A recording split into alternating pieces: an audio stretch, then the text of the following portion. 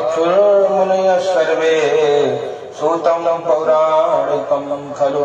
तो भैया भगवान की जो कथा है वो कथा 5 अध्याय में है। हाँ, पहले अध्याय में भगवान की कथा की महिमा बताते हुए श्री सूर्य महाराज कहते हैं कि इस कलिकाल में सबसे सरल अगर कोई उपाय है तो भगवान श्री सत्यनारायण की कथा है।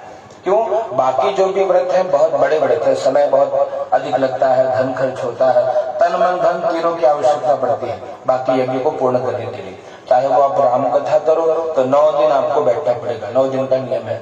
श्रीमद् भागवत जी श्रवण करो 7 दिन तक आपको भगवान की सेवा करनी होगी नियम पूर्वक।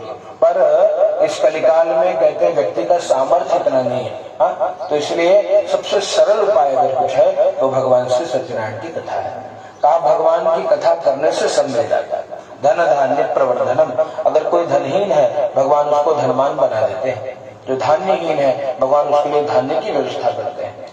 और सौभाग्य, जिसका विवाह नहीं होता भगवान कहते हैं सौभाग्य कर्म, उसके लिए व्रत सौभाग्य प्रदान करने वाला है। और कहते हैं जिसे संतान की प्राप्ति नहीं होती अगर वो नियम से भगवान के व्रत को करे तो कहा संतति कर्म, तो भगवान की कथा उनको संतति अर्थात संतान की प्राप्ति कराती है। जो कुछ व्यक्ति चाहे यस्मिन कस्मिन दिनिम, किसी भी दिन अगर कोई जीव समय श्रद्धा भक्ति के साथ बैठकर और भगवान की कथा सुन ले, भगवान के व्रत पूजन को कर ले, उसकी मनोकामना की पूर्ति हो जाती है। कथा प्रारंभ हुई नैमिषारण्य तीर्थ में। शौनक आदि 88,000 ऋषि मुनि विचार करते हैं कि जब घोर कलिकाल आएगा, इस कलिकाल में सभी जीव दुखी होंगे। कोई तन दुखी, कोई मन दुखी, कोई धन बिनु रहत उदास, कोई तन से, कोई मन से, कोई धन से दुखी होगा। सारा संसार इसमें दुखी होगा। इस कलिकाल में कहते हैं हमको लगता है कोई सुखी है, लेकिन अगर हम उसके घर में जाके तो उसकी समस्या हमसे भी ज्यादा बड़ी है। हाँ, वो हमसे अधिक परेशान है। तो सबसे सरल क्या है? कहते हैं जिसका मन भगवान के चरणों में लग गया वही जीव सुखी है। बाकी संसार का नाम तो दुखालय है। हाँ, दुखालय में दुखी मिलेगा। जैसे विद्यालय में विद्या की प्राप्ति होती है, मदिरालय में मदिरा मिलता है, ठीक उसी प्रकार ये दुखालय है संसार का नाम। यहाँ तो दुख ही मिलेगा। सुख के लिए हम प्रयास भले कर लें, यहाँ सुख मिलता नहीं है। और जो सुख हमको मिलता है भैया वो भी एक सिक्के के 2 पहलू, बस वो सुख के साथ दुख भी जुड़ा हुआ है। संयोग में सुख है, वियोग में दुख है। तो संसार सुख दुख यहाँ लगा रहता है। जीव को कैसे आनंद की अनुभूति हो, कहते हैं सच्चा सुख कैसे मिले, तो संत गाते हैं, संत कहते हैं मिलता है सच्चा सुख केवल भगवान तुम्हारे चरणों में। भगवान श्री सत्यनारायण हो या राघव सरकार हो, कान्हा जी हो, परमात्मा एक ही है, अनेक रूप लेकर के और भक्तों के मनोकामना की पूर्ति करते हैं। आप जिस रूप में पुकारो। हाँ, गीत गाते हैं कभी राम बन के कभी श्याम बन के चले आना प्रभु जी चले आना, तो चले आते हैं। जिस रूप में आप उनको मानते हो उसी रूप में आपका काम कर देते हैं। परमात्मा कहाँ है? गोस्वामी जी कहते हैं भैया कहाँ नहीं है भगवान, कहा हूँ सो कहा जहाँ प्रभु ना है। ऐसा कोई स्थान है ही नहीं जहाँ भगवान नहीं। आपको भगवान ढूंढने के लिए कहीं विशेष किसी स्थान पर जाने की आवश्यकता भी नहीं है। अगर हृदय में प्रेम है सर्वत्र भगवत दर्शन हो सकता है। सर्वत्र भगवान है, कण कण में भगवान की झांकी है। इसलिए कहते हैं परमात्मा का दर्शन अगर कहीं ना कर पाओ तो अपने अंतरात्मा में भी भगवान का दर्शन किया जा सकता है, लेकिन उसके लिए साधना करने की आवश्यकता होती है। क्यों? कहा जब तक मन निर्मल नहीं होगा तब तक अंदर बैठे हुए भगवान का दर्शन आपको हमको होने वाला नहीं है। इसलिए मन को निर्मल करने का साधन है भगवान की पूजा। जितना आप पूजन करते जाओगे धीरे धीरे आपका मन विशुद्ध हो जाएगा, निर्मल हो जाएगा।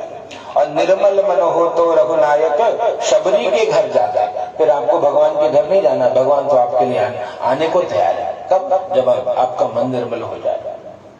तो किसी भी प्रकार भक्ति 9 प्रकार की है। हाँ, भक्ति कहते हैं श्रवणम कीर्तनम विष्णु स्मरणम पाद सेवनम, भगवान की कथा सुनना भी भक्ति है। हाँ, भगवान के चरण कमल की सेवा करना भी भक्ति है। भगवान को याद करना भी भक्ति। भक्ति 9 प्रकार की, जो भी अच्छा लगे। चाहे कीर्तन करना अच्छा लगे तो कीर्तन गाइए, भगवान भजन गाइए। भजन भी पंचम भजन सो वेद प्रकाश, भगवान का भजन भी वेद में प्रकाशित है। जो भजन करता है उसी बहाने जीव को परमात्मा की याद आती है। स्मरण करना भी भक्ति है। तो यहाँ पर सूर्य महाराज से पूछा ऋषियों ने कि महाराज जी उपाय बताइए जिससे दुख दूर हो जाए। कहा भैया देखो एक ही उपाय है। क्या उपाय? सत्यनारायणम देव, सरल उपाय है भगवान श्री सत्यनारायण की कथा। कहा आपको किसने बताया महाराज जी? कहा हमने श्री नारद जी के मुख से भगवान की कथा की महिमा सुनी थी। बोले कैसे? एकदा नारदो योगी, नारद जी योगी है। कौन योगी? जो भगवान से नित्य युक्त रहे। नारद जी अनेक लोकों में भ्रमण करके जब मृत्यु लोक पे आए हैं, नारद जी ने सभी जीवों को दुखी देखा। यहाँ कोई सुखी है नहीं। हाँ, कहते सब जीव दुखी दिखाई पड़े। नारद जी को पीड़ा हुई।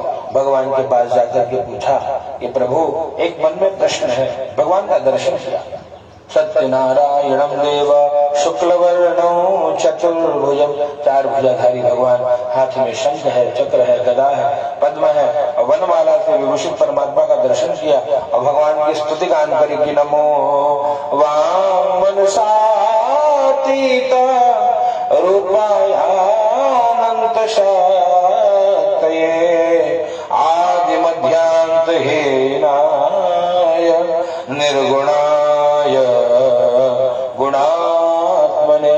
भगवान सर्वेशाम आदि भूताय, मतलब जो संसार नहीं था तो जो थे वो परमात्मा, इस संसार के रूप में भी परमात्मा ही है, सर्वत्र भगवान ही है। और जो संसार समाप्त हो जाए, जो शेष बचे वो भगवान है।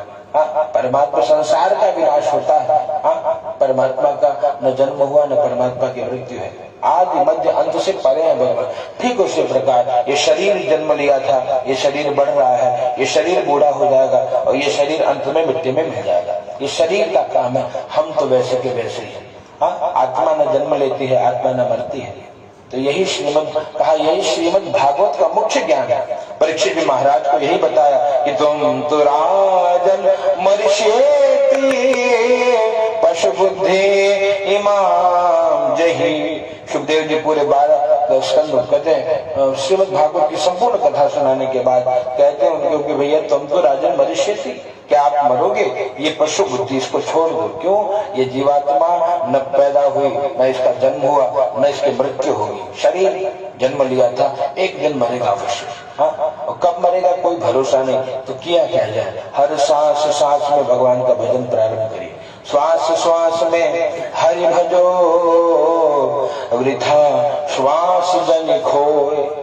एक भी सांस बेकार न जाए, ये ध्यान देने का प्रयास हो। क्यों?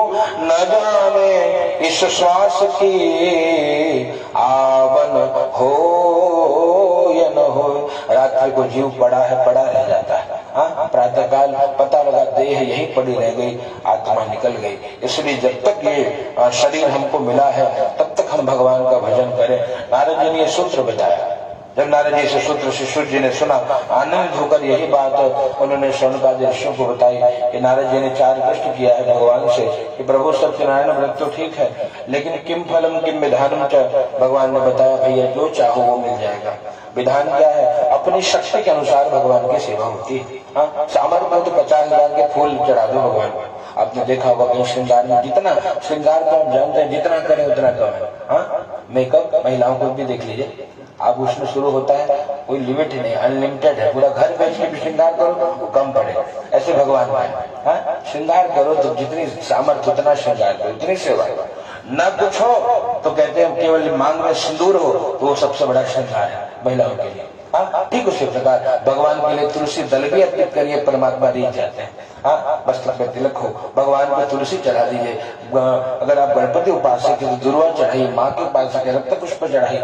भगवान तो शिव जी को एक लोटा जल चढ़ा था, उनका तेरा तुझको अर्पण क्या लागे मेरा। हमने नहीं बनाया, उनका बनाया हुआ उनके चरणों में अर्पित। भाव अगर शुद्ध है भगवान रीत जाते हैं।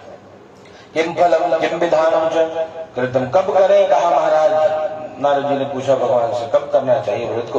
कहा सत्यनारायणम देव यजे चैव निशामुखे। जब रात्रि प्रारंभ होने लगे, इस समय जिस समय आप हम बैठे हैं, ये भगवान के पूजन का कथा का समय है। सायंकाल के समय बड़े भाव से भगवान की कथा को श्रवण करना चाहिए। और नारद जी ने पूछा महाराज जी किसने किसने व्रत को किया? शेष 4 अध्याय में बताया। और पूछा कि महाराज जी सबसे छोटा उपाय? बोले विशेषतः कलियुगे लघुपायो भूतले। इस कलिकाल में सबसे छोटा सा उपाय है। जय जय श्री कृष्ण पुराण रेवा खंड सत्यनारायण व्रत कथाया अद प्रथमोत्सव चढ़ा दीजिए। वृंदावन बिहारी लाल की हरि ओम। दूसरे अध्याय की कथा सुनी है। ओम भूर्भुवः स्वः नमो नमः। सत्यनारायण भगवान की। कश्चित् काशीपुरे रम्ये यास्वे विप्रोऽवतु निर्धना श्रुतुभ्या व्याकुलो भूत्वा नित्यं बभ्राम भूतले। दूसरे अध्याय की संक्षेप में कथा सुनाई। काशी में एक ब्राह्मण देवता रहते थे भैया। ब्राह्मण देवता, आप ये सोचिए कि ब्राह्मण होने के बाद व्यक्ति को बहुत छूट मिल गया, बहुत कंसेशन मिल गया, आरक्षण तो भैया किसी और को मिल रहा है। ब्राह्मण तो वैसे परेशान है। यहाँ भी आरक्षण समस्या है। क्या? वृद्ध ब्राह्मण रूप। ब्राह्मण बनने के बाद एक विशेष जिम्मेदारी ईश्वर आपको प्रदान करते हैं। हर क्षण परमात्मा की सेवा, हर समय भगवान का ध्यान, हर समय भगवान की सेवा सुमरन में समय को लगाना होगा। ब्राह्मण को त्रिकाल संध्या करना होता है, ब्राह्मण को जप तप करना होता है, ब्राह्मण को नित्य यज्ञ यागादि करना ब्राह्मण का नित्य कर्म है। ये जो हम एक दिन करके लगता है कि हमने बहुत बड़ा यज्ञ, बहुत बड़ा पहाड़ उठा लिया, ये ब्राह्मण का प्रतिदिन का कर्म है। निष्काम भाव से श्री परमात्मा की सेवा करना, गायत्री स्मरण करना।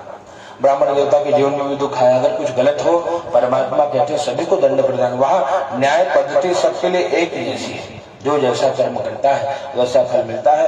ब्राह्मण देवता कुछ पूर्व जन्म के कर्म के कारण इस जन्म में उनको भिक्षा मांगना पड़ा। भिक्षा मांगते मांगते भगवान को पुकारते, हे प्रभु आप उपाय बताइए कैसे ये दुख दूर होगा। भगवान ने एक बूढ़े ब्राह्मण का रूप लेकर के और उनको बताया कि भैया सत्यनारायणम देव ये चैव निशाम के, आप फिर सत्यनारायण व्रत को करिए, आपकी मनोकामना अवश्य पूर्ण होगी। बड़े भाव से सत्यनारायण भगवान की जय जयकार करते हुए उनके व्रत का संकल्प हृदय में धारण किया और प्रातः काल उठ करके जो कुछ सामग्री मिली सब कुछ लेकर मंदिर में जाकर भगवान के दिव्य पूजन कथा को करते हैं। धीरे धीरे कहते हैं भगवान के व्रत को करते करते पाप नष्ट हुआ, पुण्योदय हुआ। जब पुण्य का उदय हुआ भैया, धन धान्य ऐश्वर्य सब कुछ आ गया, सारी व्यवस्था हो गई। उनका मित्र लकड़हारा करके ब्राह्मण के द्वारा भगवान की कथा सुन करके और अपने जीवन को धन्य मानता है। यहाँ जब तक समय मिला भगवान की कथा के फलस्वरूप भगवान के श्रीधाम को गए हैं। प्रेम से बोले सत्यनारायण भगवान की। चढ़ा दीजिए जय जय राधा रमण हरि बोल,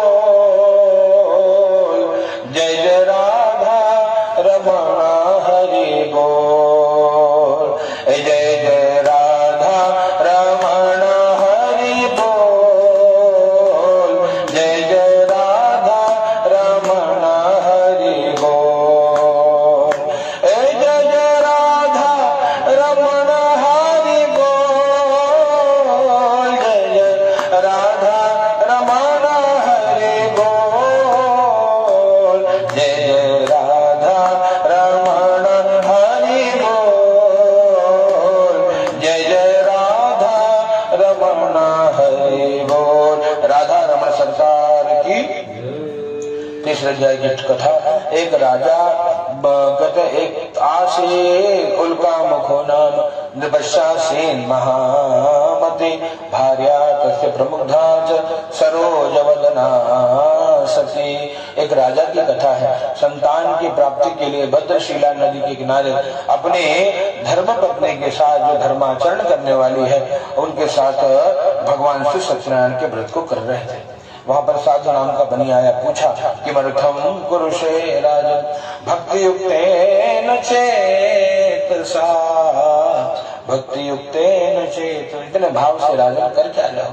राजा ने कहा भैया कि मैं संतान की प्राप्ति के लिए भगवान की शरण में आया हूँ, भगवान की कथा श्रवण कर रहा हूँ, उनके व्रत को कर रहा हूँ।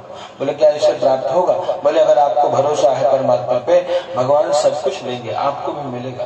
बोले विधान को जानकर अपने घर पे गए, पत्नी लीलावती को बताया, देवी भगवान श्री सत्यनारायण सभी कष्टों को दूर करते हैं और समस्त मनोकामना की पूर्ति कर देते हैं। बड़े आनंदित हुए और नाम जपने लगे। पत्नी को समझाया कि जब संतान मिलेगा तो हम भगवान के पूजन को अवश्य करेंगे। समय बीतने लगा। 10वें माह वही तथ्या, 10वें महीने में कन्या की प्राप्ति हुई। बेटी का नामकरण किया, कलावती नाम रखा। लेकिन भगवान के व्रत को करना भूल जाते हैं, बार बार भगवान को भूल गए। याद रखना सबसे बड़ी विपत्ति हमारी आपकी यही है कि हम संसार में आकर के परमात्मा को भूल जाते हैं।